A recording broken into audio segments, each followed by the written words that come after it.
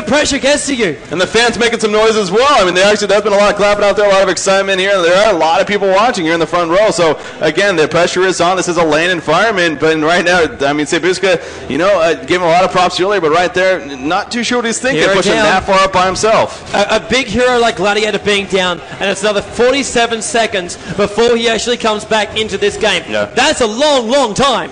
That's a very long time. Tier 1 tower easily goes down. It's like a certainty. And because it gets put on Purify, he has just been one of those amazing heroes as well. Amazing players, I should actually say. Really big player for Ice, because the entire team would work so well. Can they claim the tier 2 as well? Another 25 seconds while it's still 4v5, and they are going to push it. Slither's up there, Andromeda, so many illusions coming through. Look at Pestilence, straight past the tower. You want me, take me, I've still got my token, and there goes the tower. So much damage coming out from them, they can't stop the push, and they've still got 9 seconds, 8 seconds to spare before Gladiator even comes back up, let alone moves into the lanes. Yeah, in the meantime, though, there is a creep push in the middle lane, so EG getting a little bit of a benefit there, of course, and kind of making the Hellborn team panic a little bit. We see Andromeda porting back, where she's going to look to defend it the best she can, so that's something that, at least playing to fall back a little bit, perhaps, but in the end, just a couple times now, we've seen one hero get picked off, and the Hellborn team takes advantage, so EG, kind of having some mind lapses, and kind of letting it get to them, right? Oh, by the way, Astrolabe picked up on Slither, so he's going, obviously, very, very pure support, Slither-style build,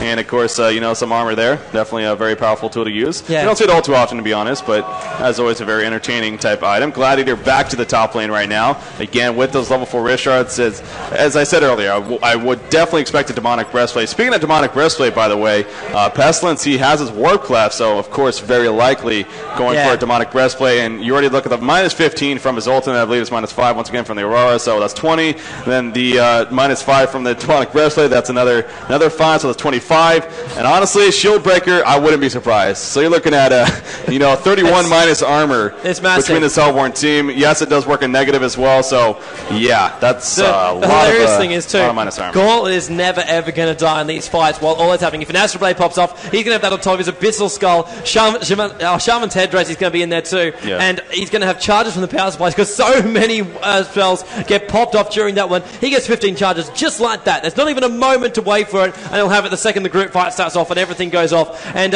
still to actually note here, Token of Life still has another 3 minutes and 40 seconds sitting on top of Peasants before we do see Kongor come back up again. But he has all that time to re-initiate and even use it. Even if he goes by himself and he thinks he might catch someone out, might have a bit of a chance, he'll still go for it. They're ahead, they can catch someone out, and they make it a 4v5 again. We've seen it so many times already from Ice in this game. They've managed to pick off that one hero. We had Witchslayer go down, then we had Gauntlet, we had the Gauntlet, Gladiator getting caught out as well, and it made it a 4v5, and it was their time to push. And you knew that EG couldn't defend. They need to play 5v5. It's the way both these teams are structured. Oh, especially without Gladiator. I mean, they have absolutely no chance. Gladiator 5, if they lose one of those heroes, they're not going to have any chance in a team fight whatsoever. So, they at least need both of those heroes at the very, very least, but really, ideally, they would need all 5 to really have a chance. So, again, I think they really do have the momentum in this game. You see right now, actually, Tablet of Command picked up on Gauntlet, so, of course, going to be as always, a fun item to use. Speaking of Defada, she's actually finished her Frostfield plate. So again, a multi-purpose of obviously the plus armor, as well as a very good AoE damaging ability, and of course the AoE slow, so a very effective tool to use. Ice Brand finished on Forsaken Archer, so choosing not to go the pure damage route, a little bit interesting there, honestly, but she is getting the survivability out of that, and we'll see if she actually turns that into a Frostfield Skull, which of course is always a very valuable item, especially with her split shot ability. Still doesn't have it yet, but of course level 21 or 22 to 25, we'll be picking that up, and it works with a split shot, so it is very effective in that sense, and we'll more than likely look to finish the Frostfield Skull with that Ice Brand pickup. Yeah, it will definitely really help. We've seen it a couple of times, sometimes on heroes we would never expect it to actually be on, which we saw in the semi-finals. Defiler, let's put a Frostfield Skull on that one, that worked. But yes, look to see these lanes pushed out at the moment. All the lanes, the only people really showing up is just trying to push the lanes back over, like Gauntlet and Andromeda. Once again, those two moving around as a pair. They're like the ganking central if they can pull it off. Just pushing out these lanes. They want to try and stay on top of any of these lanes. In fact, 4 heroes showing themselves here on the bottom lane from Ice.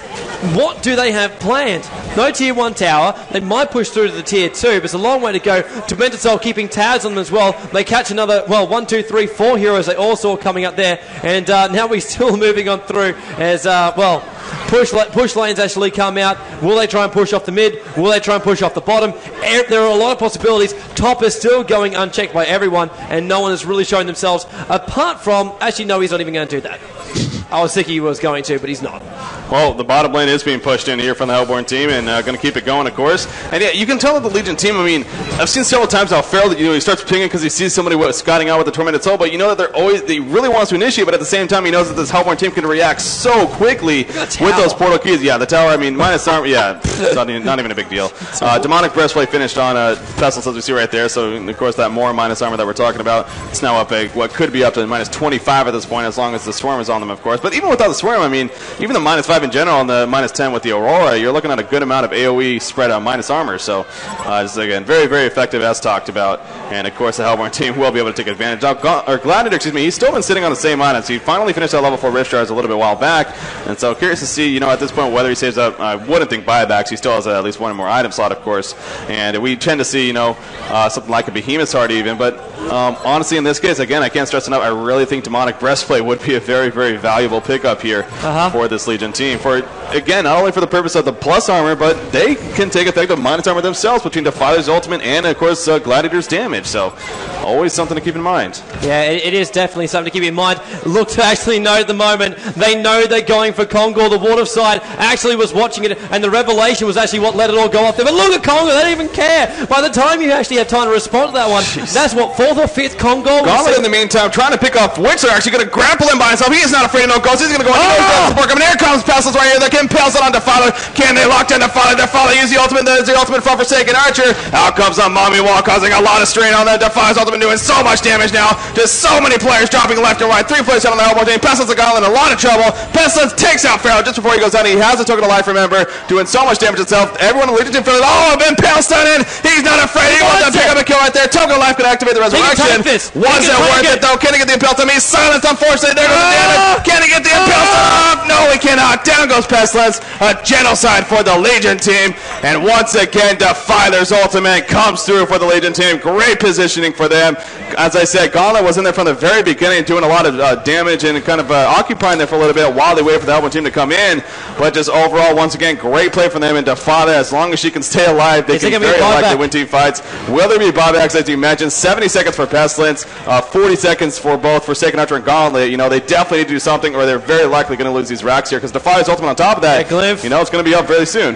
Glymph is going to slow them down for at least 5 seconds. It basically stops those buildings from being destroyed, but there's 3 heroes hitting on it. I still can't believe Witchlet had that much mana left at the end of it. They've managed to bring down the tier 3 tower. This opens up the barracks. They want it. Slither's now coming up, throwing in a couple of toxic wards, trying to slow it down. The creep wave get instantly demolished. The wave is still up. Now the Aurora comes out. Can they get a swap? Can they get a kill? Melee barracks does go down. That's a big, big blow coming here on the back of Ice. And everything going for them in one battle, one fight, and they lose both the mid racks. Yeah. What a blow. What a blow. I mean, to go from killing Conga right there and then going into a team fight to just getting turned around and losing your racks, especially with the momentum that you have in this game, it really is, it's just mind-boggling, frankly, how that even ended up happening. But if any team is going to be able to withstand a force like that, it definitely is this Legion team in EG, and they showed right there that the 3 players in the end survive. And when it comes down to that, you got to figure that the Hellborn team probably weren't as coordinated as they should be. The focus fire probably wasn't there. On top of that, though, the Mummy Wall, it does cause a lot of issues, and we saw right there it's using a very small area in the jungle. It was really hard to work around it, and no doubt that definitely is causing issues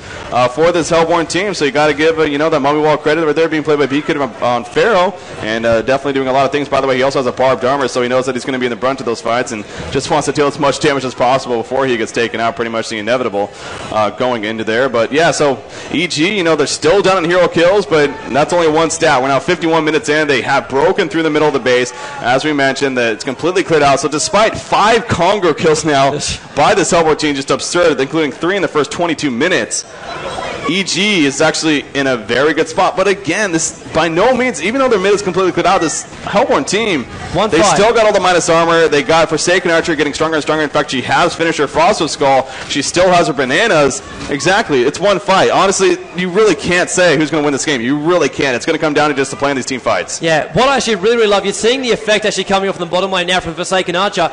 The split shot effect that actually comes out from the Frostwolf Skull. It actually gets given to every